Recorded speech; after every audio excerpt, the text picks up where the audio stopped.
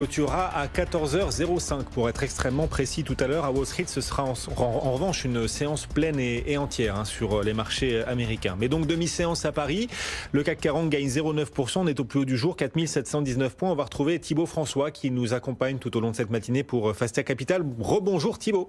Rebonjour Guillaume. Et donc on a quasiment doublé nos gains depuis qu'on s'est parlé il y a à peu près une heure. On gagne désormais 0,9% à la Bourse de Paris. Un 31 décembre, une dernière séance de l'année pour essayer de faire bonne figure, en tout cas le plus possible.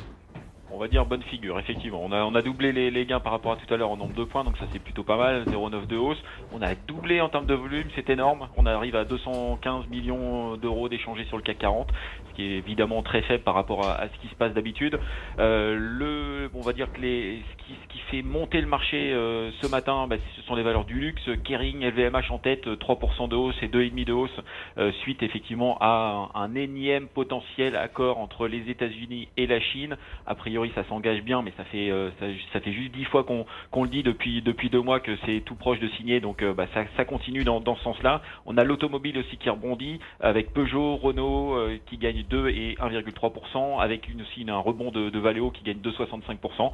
Donc tout ça est plutôt lié aux futures décisions entre la Chine et les États-Unis, malgré un PMI, ce que vous disiez tout à l'heure, un PMI qui est en dessous de 50 et donc qui est une activité qui régresse en Chine. Voilà, donc marché plutôt pas mal, et puis ça fait du bien pour finir l'année. En effet, alors parmi les valeurs qui cartonnent le plus aujourd'hui, évidemment, on suit April Group avec ce changement de pavillon, ce changement de main, cette offre sur April Group qui le valorise 900 millions d'euros. Le titre s'envole aujourd'hui. Oui, tout à fait. CVC est entré en négociation exclusive avec Evolem, qui est la holding de Monsieur Rousset. Donc ça, c'est plutôt une bonne nouvelle. Le prix est a priori attractif, autour de 22 euros. Donc ça fait une valorisation autour de 900 millions d'euros. Une prime de 27,2% par rapport au dernier cours coté. Il y avait eu déjà quelques rumeurs, en tout cas des signaux d'un changement de main au mois d'octobre. Le titre avait déjà très bien réagi. C'est une excellente performance pour le groupe April sur l'année 2018, à comparer par rapport à tout l'environnement small et mid cap qui perd 30% depuis le début de l'année. L'opération se fait à un prix assez cher, donc c'est plutôt une bonne nouvelle aussi pour les minoritaires. On soit les résultats opérationnels 2019, ce qui est largement au-dessus du marché des actions européennes pour 2019. Donc le private equity est prêt à payer davantage que le marché boursier aujourd'hui sur les différentes entreprises. Donc c'est plutôt une bonne nouvelle, et ce qui nous rend un petit peu optimistes sur 2019 concernant les opérations.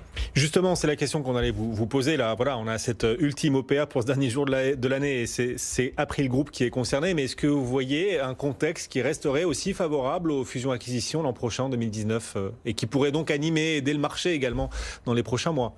Oui, il y a eu déjà pas mal d'opérations sur 2018. Il y a Gemalto qui est une offre de Thales sur Gemalto. Il y a Keio qui sort de bourse avec Bouygues. On a Altamir où il y a eu une OPA. Il y a Direct Energy qui a été racheté par Total. Donc il y a eu déjà des opérations sur 2018. C'est pas une mauvaise année. C'est pas une année aussi bonne qu'en 2017. Sur le premier semestre, il y a eu 20% d'OPA en moins par rapport à 2017. Mais 2017 était une année exceptionnelle. Et l'environnement est extrêmement favorable pour d'autres offres sur 2019. Les taux restent extrêmement bas. Donc il y a une capacité d'endettement des entreprises qui est toujours intacte. On a les prix qui ont nettement baissé sur l'Europe, sur les actions européennes, entre 15 et 25%, voire 30% sur certaines valeurs, sur certains indices. Donc les prix ont baissé, et on a la loi Pacte qui va être beaucoup plus favorable sur 2019. Le seuil de déclenchement des retraits obligatoires va être abaissé de 95 à 90%, ce qui devrait inciter les fonds d'investissement à prendre plus de risques, et donc à sortir des OPA et à sortir des entreprises de la bourse dans les prochains mois. En plus, les fonds sont prêts à payer davantage que le marché boursier actuellement, donc c'est plutôt favorable pour 2019. Vous voyez des secteurs où ces fusions-acquisitions, ces OPA, pourraient se révéler particulièrement actives, dynamiques en 2019 ? Il y a 2 secteurs qui me viennent tout de suite à l'esprit. C'est forcément le secteur télécom. On parle de 4 télécoms aujourd'hui en France. On parle de 3 dans les prochaines années. Le premier semestre, a priori, risque d'être extrêmement favorable pour un potentiel